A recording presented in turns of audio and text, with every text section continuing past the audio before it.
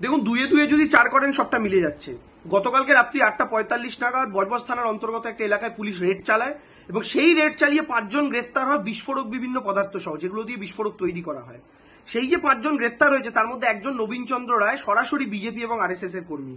এখন আমি স্পষ্ট করে বলতে চাই, গতকালকের ঘটনা, শুভেন্দু অধিকারী কমিশনারেটে যাওয়া, সুকান্ত মজুমদারের উস্কানিমূলক বক্তব্য, তাদের মহেশতলায় যেতে চাওয়া এবং গতকাল মহেশতলার একদম পাশে বজবজ থেকে বিজেপি কর্মীর বিস্ফোরক সহ গ্রেপ্তার হওয়া, কে বলতে পারে বিস্ফোরকগুলো মহেশতলায় ব্যবহার করার জন্য তৈরি হচ্ছিল না? আমরা বারবার বলে আসছি এটা একটা লার্জার কনস্পিরেসির পার্ট। মালদা মুর্শিদাবাদে বিজেপি ফেল করেছে, তাই আবার চেষ্টা করছে এবং বিধানসভা নির্বাচনের আগে তারা তাদের এই চেষ্টা চালিয়ে যাবেন বলেই দেখে মনে হচ্ছে। কিন্তু তারা যতবারই চেষ্টা চালান না কেন, বাংলার মানুষ রুখে দেবেন। 2 নম্বর কথা, ভারতীয় জনতা পার্টি যখন নবান্ন অভিযান করে তখন তারাও পুলিশের উপর পাথর ছোড়ে। সেই ভিডিও সমস্ত মিডিয়ার কাছে, সেই ফুটেজ আছে। তাদের পাথরের আঘাতেও পুলিশের রক্ত ঝরে। প্রত্যেক বছর সেই দৃশ্য আমরা মিডিয়ার পর্দায় দেখেছি।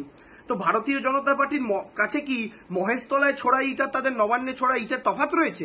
ভারতীয় জনতা পার্টির কাছে কি মহেশতলায় পুলিশের রক্ত আর নবান্নে পুলিশের রক্তের পার্থক্য রয়েছে? আমাদের কাছে কিন্তু সবটাই সমান। আমাদের কাছে দুই পক্ষই গুন্ডা। কিন্তু বিজেপির কাছে কি দুই পক্ষের দুরকম পরিচয়? আমরা জানি না।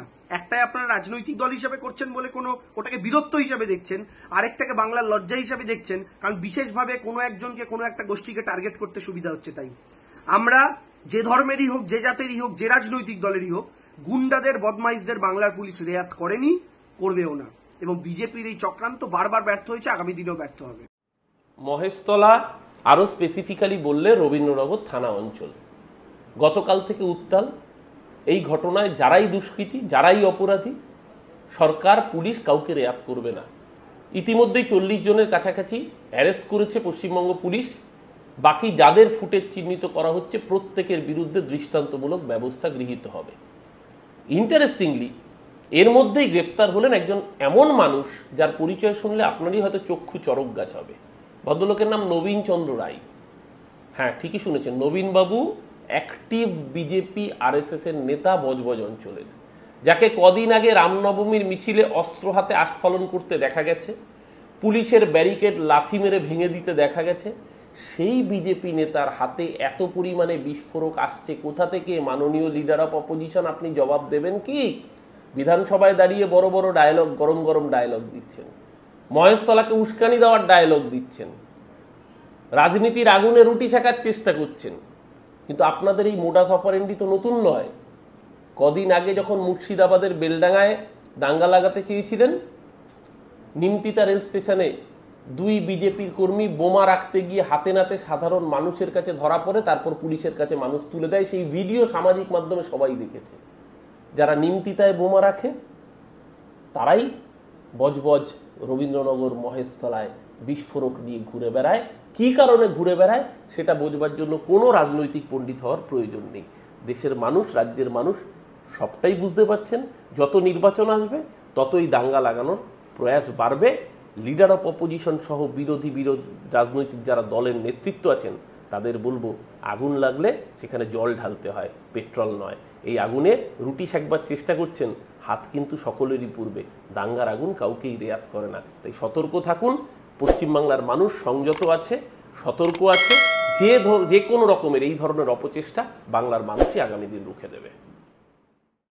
দেখুন, মহেশতলা নিয়ে বিজেপি বা বিরোধীরা যখন একের পর এক কুৎসা এবং প্ররোচনা ছড়াচ্ছে, পুলিশ কাজ করছে, তখন বজবজ থানা এলাকায় গতকাল একটা ভয়ঙ্কর চক্রান্ত ধরা পড়েছে।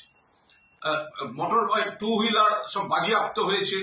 ধরা পড়েছে এমন কিছু দুষ্কৃতী যারা বিস্ফোরক নিয়ে ঘুরছিল। তাদের কাছ থেকে বিপুল পরিমাণ সোডিয়াম পাউডার, 10 কেজির বেশি অ্যালুমিনিয়াম পাউডার, ফসফরাস, ডাস্ট, লাল সালফার, লোহার গুঁড়ো, বোমা তৈরি সব উপকরণ, এই সমস্ত ধরা পড়েছে।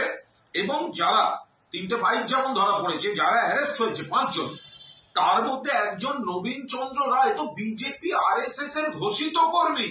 একে তো অতীতেও দেখা গেছে ওদের ওখানে গিয়ে গন্ডগোল করছে, পুলিশকে তাড়া করছে। এগুলো তো ওই এলাকায় বাটা মোড় ইত্যাদি ইত্যাদি সব দেখা গিয়েছে।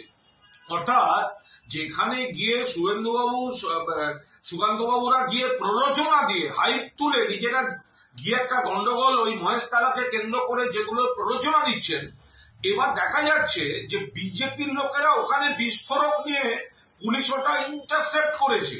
পুলিশ গোপন সূত্রে খবর পেয়ে ধরেছে নবীন রায় কে, সে তো বিজেপির লোকজন। ফলে এই গন্ডগোলটা বিজেপি তৈরি করে একটা ইস্যু তৈরি করতে চাইছে, ওদের মুখোশ খুলে যাচ্ছে। এবং মহেশতলা থেকে যা খবর আসছে, ওই জায়গাটা নিয়ে গন্ডগোল, সেই জায়গাটা পৃথিবীর লোককে ওরা ভুল বোঝাতে চাইছে। এলাকার মানুষ যা বলে দিচ্ছে, ওখানে ফলওয়ালারা বসতো, কয়েকজন ফলওয়ালা বসতো বাজারের সামনে, সবাই জানেন। এই ঈদের ছুটিতে বোধহয় ফলওয়ালারা চলে গেছিল, ছুটিতে গেছিল, তার মধ্যে কনস্ট্রাকশন করে দিয়েছে। ফলওয়ালারা এসে দেখছে কনস্ট্রাকশন, এবং ওরা জেনে শুনে করেছে। এবার বলছে তুলসী মঞ্চ কেন তুলে দেওয়ার চেষ্টা হয়েছে, রটিয়ে দিয়েছে উত্তেজিত করার জন্য। বাস্তব হচ্ছে ওখানে ফলওয়ালারা বসতো, 2-3 দিন আগে ওখানে একটা কনস্ট্রাকশন করে দিয়েছে, তারপর আবার গুন্ডা পাঠাচ্ছে ওই জায়গাটাকে আরো কি করে পরিস্থিতি ঘোরালো করা যায়। এটা হচ্ছে বিজেপির নোংরামি। এখানে পুলিশ প্রশাসন সঠিকভাবে কাজ করছে। আসুন, বিজেপির কোন প্ররোচনা, ধর্মীয় ভেদাভেদে আমরা কোনো অবস্থায় তাদের এই চক্রান্ত সফল হতে দেব না। বিজেপির মুখোশ খুলে যাচ্ছে, খুলে যাবে। আপনারা দেখছেন 24 ঘন্টা ইন্ডিয়া টিভি, সর্বদা সবার পাশে, সবার মাঝে। আজ এ পর্যন্ত। সঙ্গে রাখুন 24 ঘন্টা ইন্ডিয়া টিভি। দেখতে থাকুন সব জেলার সব খবর সবার আগে 24 ঘন্টা ইন্ডিয়া টিভির পর্দায়। নমস্কার।